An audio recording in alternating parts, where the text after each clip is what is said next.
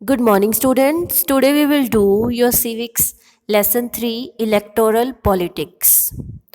Okay, firstly we will do why elections. Elections क्यों होते हैं? देखो, India is a democratic country, so people rule the country in democracy. जो people होते हैं वो डेमोक्रेटिक कंट्री में क्या करते हैं, अपने रिप्रेजेंटेटिव को खुद चूज़ करते हैं. जैसे आपकी क्लास में आपको अगर किसी एनवायरनमेंट से, स्कूल के एनवायरनमेंट से, किसी टीचर से, किसी बच्चे से, किसी से भी अगर प्रॉब्लम होती है तो आपको अब सारे बच्चे तो नहीं जाएंगे प्रिंसिपल के ऑफिस में. ओके, या हर बच्चा बार बार ही से नहीं जाएगा अपनी प्रॉब्लम का सॉल्यूशन लेने के लिए सर के पास. तो आप क्या करोगे, अपने क्लास में सभी एग्रीमेंट से सभी एक रिप्रेजेंटेटिव को चूज़ कर लेंगे ताकि वो रिप्रेजेंटेटिव आपका जाके अच्छे से बात कर सके, आपकी बात को प्रिंसिपल के पास रख सके. उसी तरह से कंट्री में भी अगर कोई भी काम करवाना होता है कंट्री के पीपल को, तो वो क्या करते हैं, अलग अलग कॉन्स्टिट्यूएंसी में कंट्री को डिवाइड करके फिर उस अपना रिप्रेजेंटेटिव चूज़ करते हैं.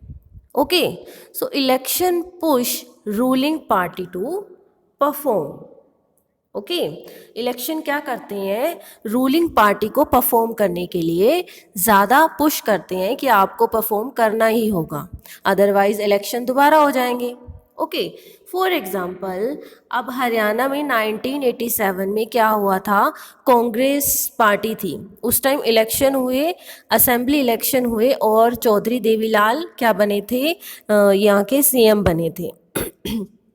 ओके, सो लोकल पार्टी थी वो देवीलाल की. सो उस टाइम जो लोकदल में, लोकल पार्टी में देवीलाल बने थे, उन्होंने प्रॉमिस किया था कि जो आसपास के जितने भी पीसेंट्स हैं उनका जो टैक्स है वो माफ़ कर दिया जाएगा.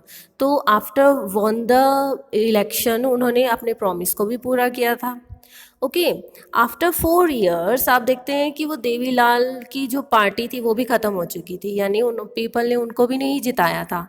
तो इससे हमें क्या सीखने को मिलता है कि हमेशा कोई एक पार्टी प्रोसेशन में नहीं रहती है.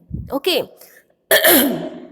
अगर हम अब सेकंड एग्जांपल देखते हैं, दिल्ली में 2013 में क्या हुआ था, इलेक्शन हुए थे.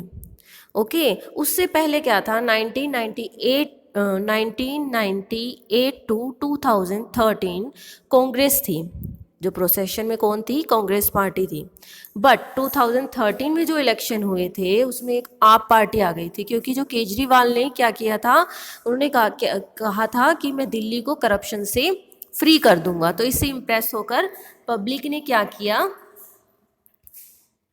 पार्टी को जितवा दिया, केजरीवाल की पार्टी को जितवाया था. ओके, तो देखो इससे हमें क्या सीखने को मिलता है कि हमेशा पार्टी चेंज होती रहती है, और अगर पार्टी अच्छे से प्रॉमिस जो करती है वो कंप्लीट करे आफ्टर विनिंग द इलेक्शन, सो वो पार्टी क्या करती है, ज़्यादा चलती है. ओके, अगर पीपल की प्रोसेशन को अगर हम देखें तो वो क्या करती है, पार्टी हमें अगर प्रॉमिस को पूरा करती है तो पीपल उस पार्टी को भी ज़्यादा वोट ना देकर नेक्स्ट इलेक्शन में अगली पार्टी को भी जितवा सकते हैं. ओके, अगर हम अब देखें criteria for a democratic election, criteria क्या था, किसी भी इलेक्शन, हमारी कंट्री क्या है, डेमोक्रेटिक कंट्री है, तो इलेक्शन का क्राइटेरिया क्या है इसका, देखो फर्स्ट वन देखो, everyone should have one vote, every vote equal value. Her person की, यूँ नहीं है कि मैन ने वोट डाला है तो उसकी ज़्यादा वैल्यू होगी या वुमेन ने डाला है तो उसकी कम होगी, ऐसा कुछ नहीं है. One person one vote one value, equal value गिनी जाती है. Okay, second is there should be choices, choices होनी चाहिए. यूँ नहीं है कि एक ही पार्टी को सभी वोट डाल रहे हैं.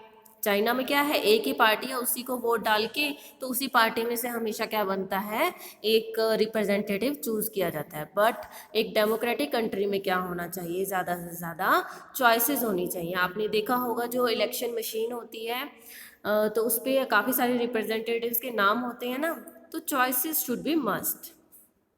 Third is election must be held at regular intervals. जो इलेक्शन है वो हमेशा इंटरवल्स के थ्रू होने चाहिए. जैसे यूँ नहीं हमेशा आफ्टर 5 years इलेक्शन होते हैं, तो इंटरवल्स के थ्रू इलेक्शन होते ही हैं. Fourth is people choice should win, जो पीपल की चॉइस है वो ही विन होनी चाहिए। ओके यूँ नहीं है कि जो वो पीपल चाहते हैं, ये रिप्रेजेंटेटिव चूज किए गए हैं, उनको वो ब्राइब्स देकर या अपने अपने किसी भी फंडामेंटल को अपना कर वो अब जोर ज़बरदस्ती से इलेक्शन जीत जाएगी, ऐसी कोई बात नहीं होती है। जो पीपल है, पीपल की चॉइस से ही कोई विन कर पाता है। Okay last is free and fair conduct of election. Election को कंडक्ट कैसे करते हैं?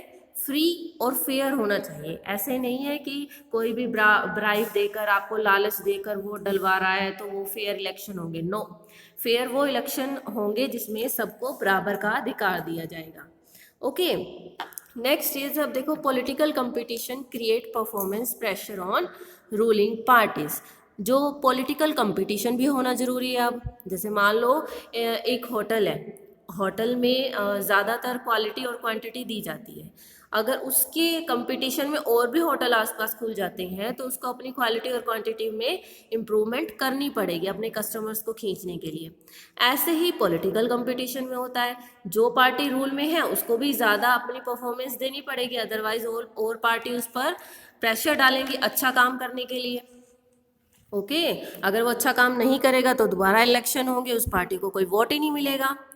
Okay, hope so you understand this chapter. We will meet in next video. Till then, keep learning at your home, students. Bye bye, all of you. Take care.